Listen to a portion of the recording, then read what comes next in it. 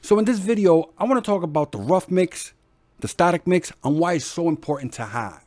There are times when an artist gives you the multi-tracks and that's all you get. Sometimes they'll give you a rough mix. Most of the time they will, and that's great. But what happens if they only give you multi-tracks and you run into an issue like this? If we scroll down, this is a pretty small session, have some vocals, couple of drums, samples. Now the vocals I can't play for the simple reason they have some issues.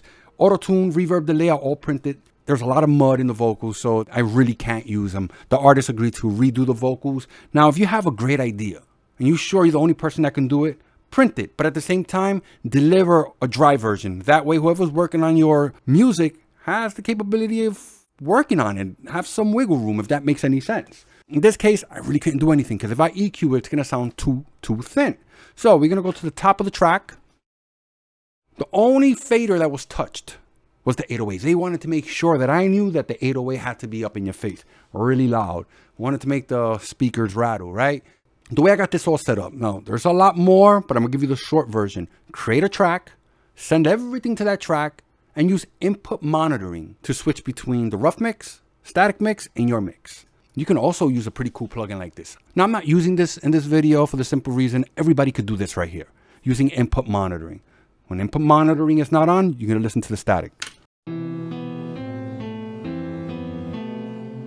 Turn input monitoring on.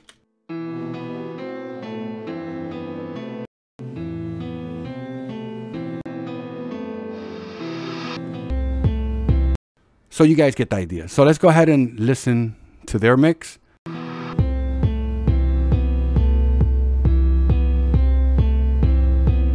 So it continues like that for some time. Let's go up here.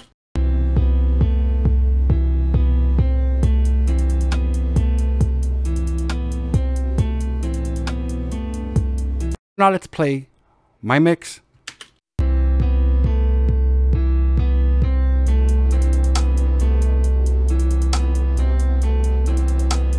Did you guys notice? Let's play their mix.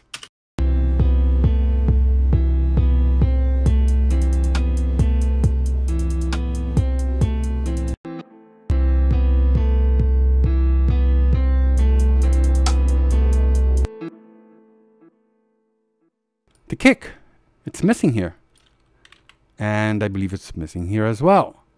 So if I didn't have the rough mix or a static mix, I personally would have thought that this is exactly how they wanted this. A bit weird, but you never know. People have some weird ideas and they might have said, well, this is the way we wanted it. Luckily, I have the source session. I have the FL Studio project, so I could go in there and fix this. But if I did not have that, I would have to copy the kick and recreate that. No problems. This has happened to me in the past. I remember this one time, there was an intro that the rough mix had, but the multi-tracks, it was nowhere to be found and nobody knew exactly where it was. So I had to kind of chop it off the 2-track and use it in the final mix. And it worked out. Nobody questioned it and it worked. So that's why it's important to have that reference. So I really hope you got something out of this video. If you want to get a hold of me, post in the bottom, check the description. My email will be there. You can reach out that way. I want to thank you for watching this video, and I'm out of here. Later, guys.